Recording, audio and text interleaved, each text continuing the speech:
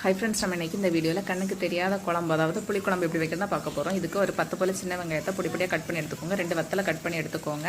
அப்புறமா கொஞ்சம் கருவேப்பிலை எடுத்துக்கோங்க. ஒரு பவுலில் வந்து ஒரு நெல்லிக்காய் சைஸ், எலுமிச்சம்பழம் சைஸ் இல்லைனா நெல்லிக்காய் சைஸ் புளியை வந்து ஊற வச்சு எடுத்துக்கோங்க. அதிலே உப்பு ஆட் பண்ணிக்கோங்க. அதுக்கப்புறமா ஒரு கடாய் எடுத்துக்கோங்க. கடாயில் வந்து எண்ணெய் ஊற்றி கடுகு உளுந்தம்பருப்பு போட்டு தாளிச்சுக்கோங்க. தாளிச்சதுக்கப்புறமா நமக்கு கட் பண்ணி வச்சுருக்கோம்ல அந்த வெங்காயம் வத்தல் எல்லாமே போட்டு பொன்னீர் ஆகிறது வரைக்கும் வதக்கிக்கோங்க. அதுக்கப்புறமா நம்ம எடுத்து வச்சுருக்க புளிக்கரைசலையும் உப்பையும் சேர்த்து இதில் ஆட் பண்ணி கொதிக்க வச்சுக்கோங்க.